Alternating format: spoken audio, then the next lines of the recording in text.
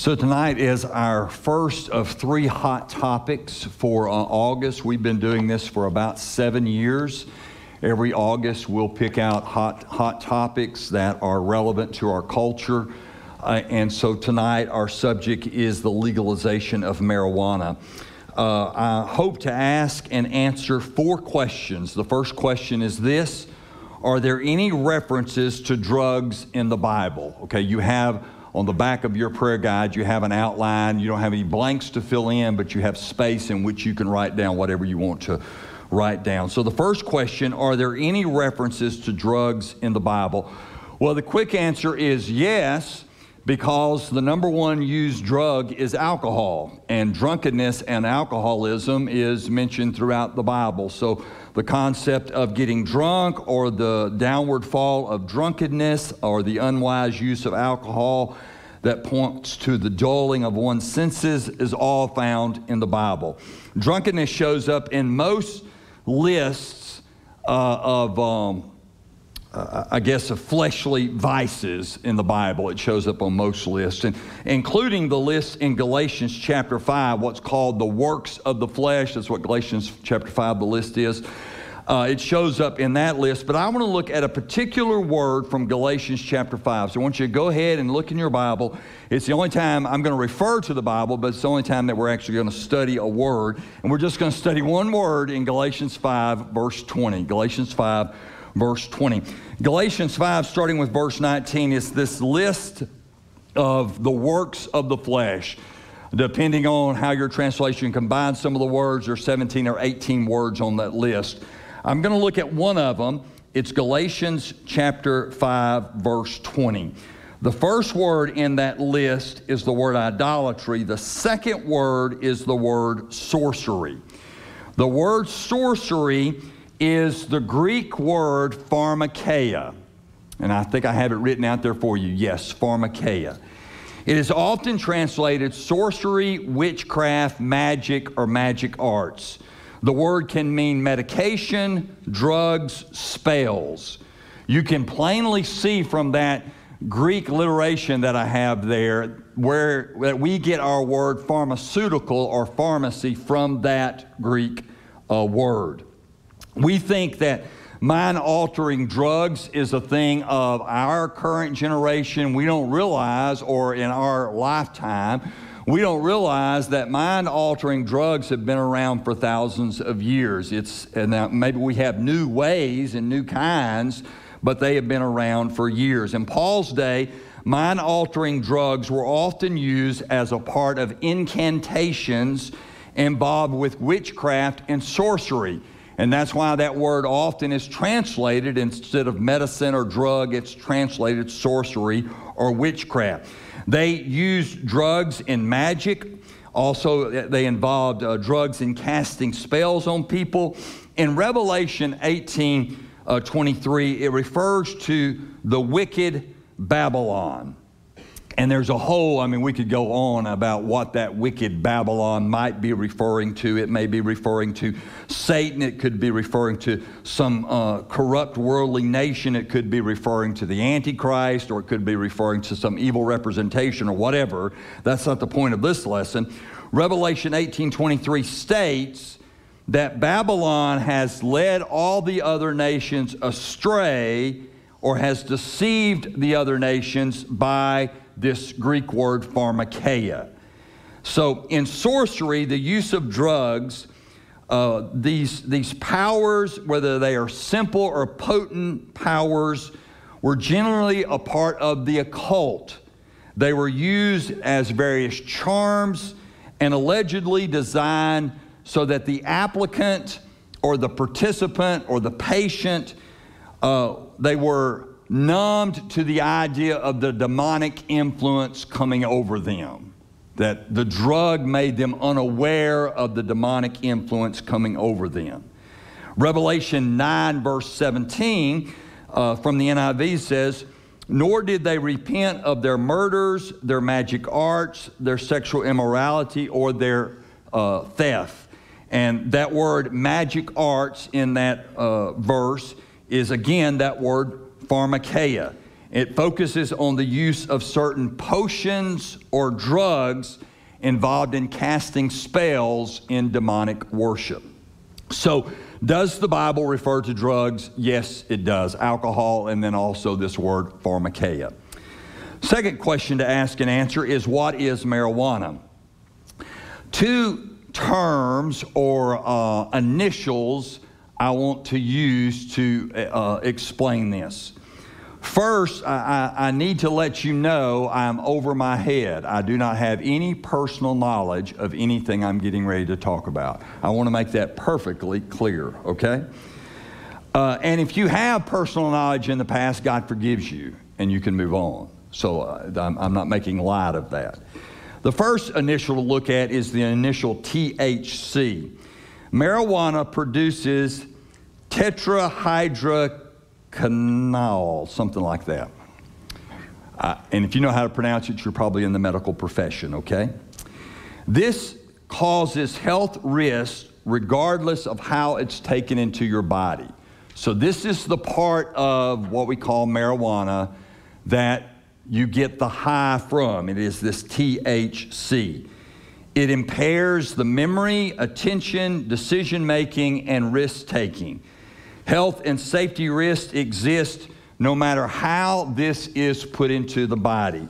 Oils or concentrations used in vaping or dabbing, which is a specific method of inhaling THC concentrates, affects the body in adverse ways. And it also has additives with it that can contaminate the substance as well. The effect of using these more concentrated forms, which it mentioned a little bit on the newsreel, brings a higher risk of cannabis use disorder. Cannabis use disorder. Do you know what that is? That's addiction. They tell you that marijuana is not addictive, so what they've called it now is cannabis use disorder. It looks just like addiction. It just has a different name to it. And vaping has also been linked to, marijuana has been linked to lung injury. So we have our first set of initials, THC. The second set of initials, because there's some similarities in the plant that it comes from, is CBD. So cannabis products are often referred to as CBD products. Marijuana refers to the dried flowers, leaves, stems, seeds of the cannabis plant that has this mind-altering substance in it, this THC. That is not the part of the plant that the CBD comes from.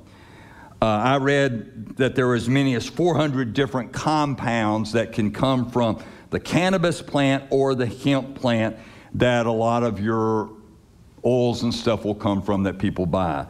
And that's a whole nother subject that I could save for a time in which I won't do at this time for other reasons. In 2018, the U.S. Congress passed and signed into law the Agricultural Improvement Act, and that law removed hemp from the federal controlled substance list.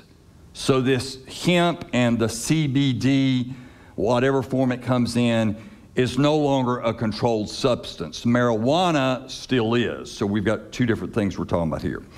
So we've helped distinguish between the CBD, which does not have a mind-altering substance in it, and the THC that does. That's what we would commonly call pot or marijuana. Third question to ask and answer: how certain are the medical benefits of marijuana?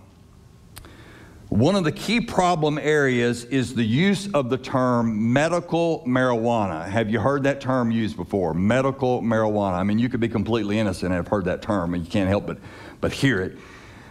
This phrase makes people think that smoking pot is somehow healthy. Precise language should differentiate between CBD products that do not have psychoactivity impact versus marijuana, which has no medical benefit to it. In fact, it has, when compared to the medical benefit and compared to the risk it has, it can be very threatening. Also, it's problematic that even in the CBD world, and again, I'm just asking in a nice way that Jesus holds me back here. In the CBD world, the state has not required pharmacy companies or any other companies to identify what particular part of those 400 elements of the plant that this CBD is coming from and what doses it is. So, you know, you're spending your money, you don't know what you're really getting. So, I mean, hey, come to me, I'll give you 10W30 a lot cheaper. Okay. And I asked Jesus to hold me back, and he did not. Okay.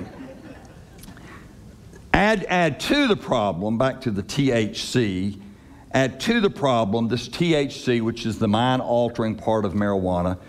Typically, it now has 10% or more of the THC is in the product that people are using. You heard on the little news clip that in the 60s and 70s, I'm not condoning the behavior. Again, I did not participate in it. But in the 60s and 70s, when someone smoked marijuana, it was 2 to 3%. That's what I'm told. It was 2 to 3%. Now it's 10%. So you can see how it's 3 or 4 times as potent. And once pot is over 10% THC, a psychosis, paranoia, and schizophrenia soar. Also, a Yale study found that this level of THC, so what's commonly being used today, the 10% amount, caused PTSD to worsen among 2,000 veterans. So they were doing a study, Yale University is doing a study to see if it can help the military people that are having struggles with PTSD, if a marijuana would help them with those issues. The result of that study of those 2,000 military men said it caused the vets to become more angry and more agitated and they abused alcohol more. So any benefit it gained, the downfall undid the benefit. And even though pain management is one of the most common reasons people report of using medical marijuana in the United States, according to Dr. Kenneth Finn, a pain management specialist in Colorado Springs, Colorado, so I'm assuming he knows the subject just by the state he's in, he says, quote, people are using medical excuses for their recreational marijuana habit. Who would have ever guessed that? I mean, that just blows me away, that someone would actually fib about their medical condition so they could get marijuana. I'm just shocked that people would do that, but that's what he says is happening. He also says components of the cannabis plant can help in various conditions, but that's not what people are buying in stores. So that's what the doctor's saying. He goes on, he says, there's little evidence that smoking, vaping, or ingesting marijuana provide medical health benefits. Also, the side effects of the use of marijuana cannot be ignored. So that's the pain specialist in Colorado Springs, Colorado, saying that. People who use marijuana are more likely to develop temporary psychosis, that is, not knowing what's real, hallucinating, paranoia, and long-lasting mental disorders, including schizophrenia, which is a type of medical illness in which people hear or see things that are not really there. The association between marijuana and schizophrenia is stronger in people who use marijuana at an earlier age. Now, I mention that because I've even heard it myself. The 15 or 16-year-old that says, oh, come on, Mom or Dad, it was just a little weed. It was just pot. You did that in the 60s and 70s. Well, one thing, it's not the same. It's not the same. We're talking about 3% versus 10%, so it's not the same. And secondly, that 15 or 16-year-old is setting themselves up potentially for a greater risk of schizophrenia, which most 15 and 16-year-olds don't need any help with that, okay, for sure. Come on, we got to lighten up the subject a little bit, people. Come on, come on. Marijuana use has also been linked to, listen to this, depression, social anxiety, thoughts of suicide, suicide attempts, and suicide. All joking aside, the generation that is 30 and under, generations, that's 2 generations, 30 and under, struggle more with depression, social anxiety, thoughts of suicide, suicide attempts, and suicide, much more than my generation. Why in the world would we want to give them something that's going to potentially make that worse, or allow them to have something that's going to make that worse? Smoking marijuana, regardless of how it is smoked, can harm lung tissues and cause scarring and damaging to small blood vessels. And smoke from marijuana has many of the same toxins in it that cigarettes do. And smoking marijuana can also lead to a greater risk of bronchitis. The fourth question to ask and answer are there unintended consequences to legalizing marijuana? Are there unintended consequences to legalizing marijuana? And I'm talking about legalizing medical marijuana, which Louisiana has done, or recreational. I'm talking about either one.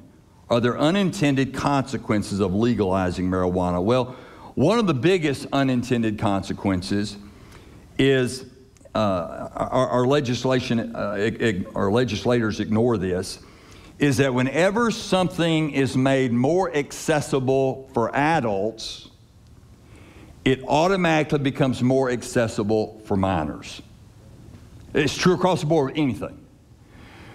Alcohol becomes more accessible for adults, it automatically becomes more accessible for minors.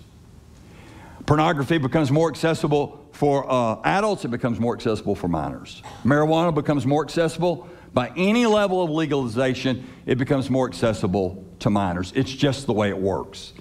The candy-looking form, you'll see a picture towards the end of our time. The candy-looking form of marijuana that is sold in marijuana stores, looks like a gummy, is causing more and more children to accidentally get high on marijuana because it looks like a gummy bear. And so they're eating it. Moreover, in Oregon, this is a tremendous statistic to me. An Oregon study found that adolescents, this is across the United States, that adolescents' use of pot soared 245% in the United States in the last 10 years. So a group in Oregon does a study, and it shows that among adolescents, an increase of marijuana use increased 245% in 10 years. Now, what's happened in the last 10 years? Did we just all of a sudden become potheads? No, it became legal on different levels at different states. What is made available to adults becomes more available to minors. Now let's look a little bit at, talking about unintended consequences, let's look a little bit at the state of Louisiana. I don't expect you to be able to see those numbers. I'm going to give you just a few numbers you need to know from there. The top graph is the 30 rated states for adolescent use of alcohol. And you thought that Louisiana wasn't first in anything. Well, I've got great news for you. Louisiana is first among adolescent use of alcohol. That's the top chart. It starts with Louisiana, it goes all the way down to whatever the 30th one is. Louisiana, 34%, this is across the state, I didn't come up with these numbers, 34% of adolescents in the state of Louisiana abuse alcohol. Not use, abuse alcohol, 34%. The bottom chart shows that Louisiana as a state averages more alcohol use than any other school district in the entire country. The bottom chart lists the 5 top school districts' use of alcohol. Most of them are in Florida, which makes me a little nervous.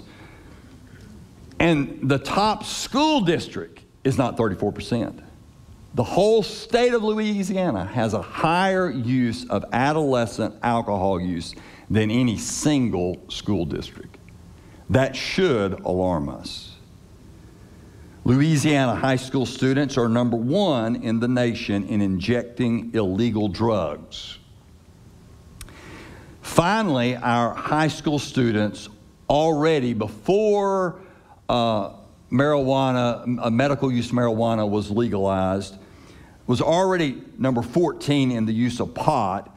Probably now that it's more accessible, they're probably climbing up, and the new research is it'll be number one in that category as well. So that's the state of Louisiana. That's what we're working with here.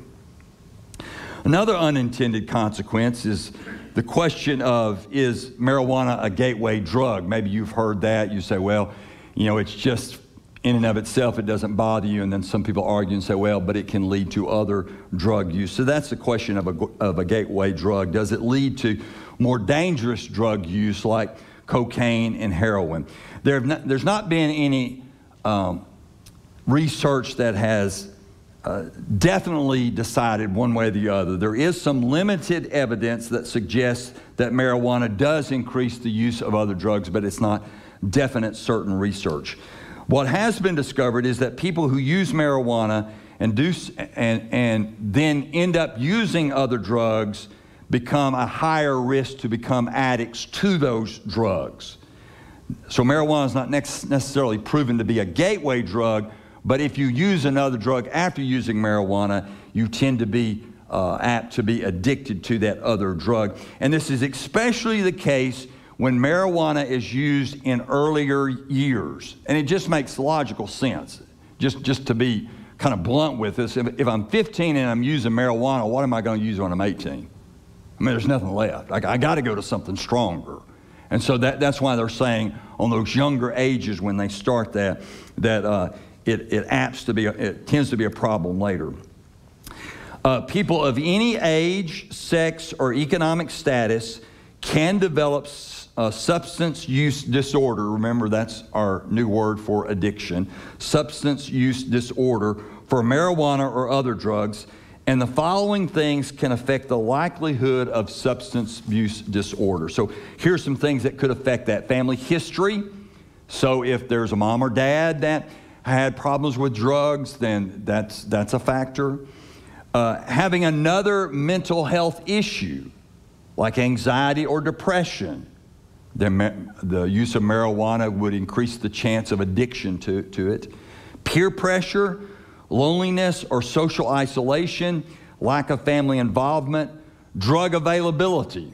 So the more available it is, the greater chance it is you'll use it. And socioeconomic status. A final unintended consequence is marijuana in teenagers. So the teen brain is actively developing and is continuing to develop up until 25.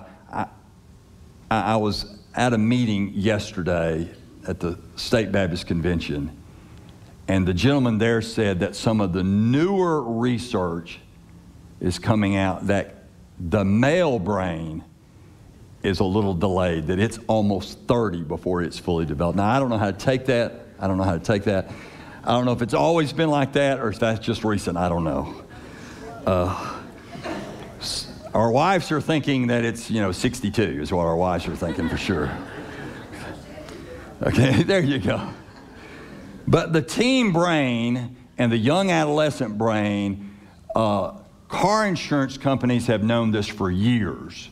That's why you pay heavily for car insurance until the person turns 25, because they know that a kid's brain's not working right until it's 25. So they know that, and they're going to make you pay for the car insurance accordingly. So we know the brain is still developing. I'm sure it's different for each person. I'm sure all the young people in this room, their brain is completely developed. But marijuana use during adolescent and young adulthood harms the developing brain, resulting in some of these possibilities. Difficulty in problem solving, problems with memory and learning, reduced coordination, difficulty maintaining attention, problems with school and social life, an increase in mental health issues, the anxiety, the depression, impaired driving. I mean, impaired driving is impaired driving. It doesn't matter if it's alcohol or if it's a marijuana. It's still illegal, and it'll cause a wreck. And then another thing to remember with marijuana is secondhand exposure. It's something that people don't really think about that much.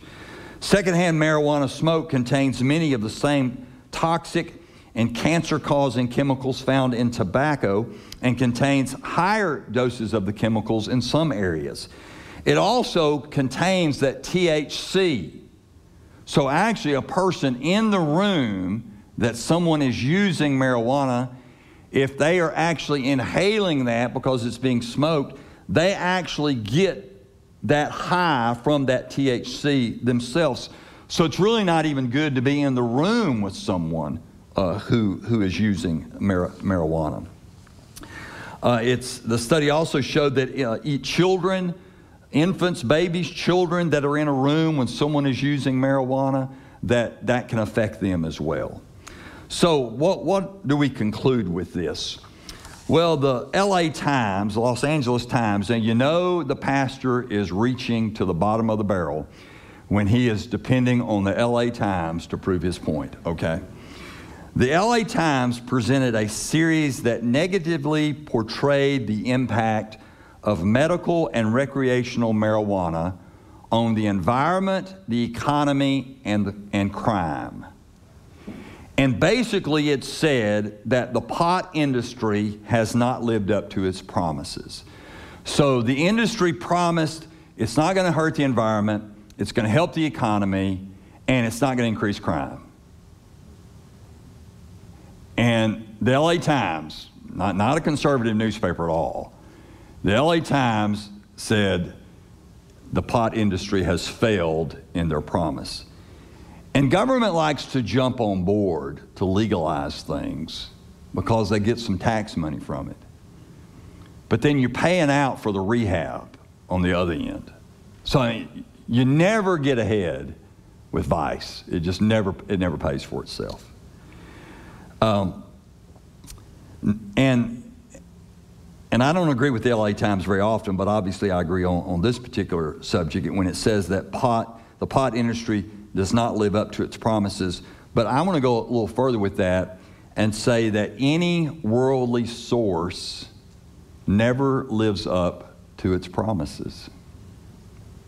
What Satan offers and makes it look like candy, it really will kill you. Now that's a picture of the gummy bear marijuana. You can see how that would be intriguing to a kid. If they saw that, they would want to eat that.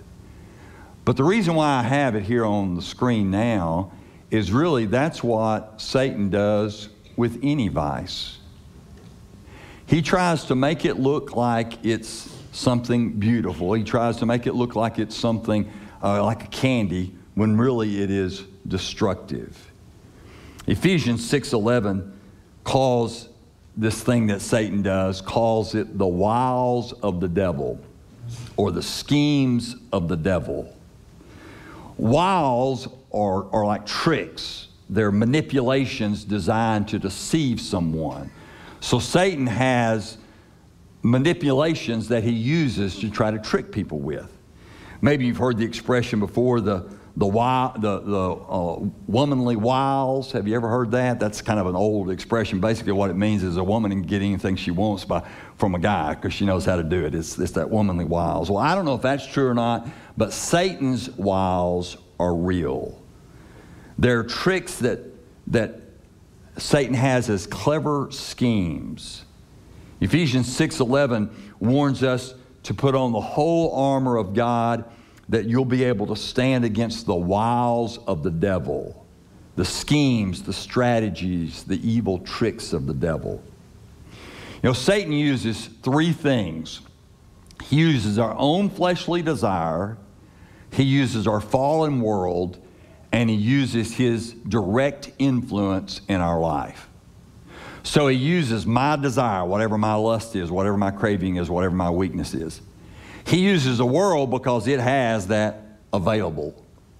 And he uses his own demonic, satanic influence on my heart when need be.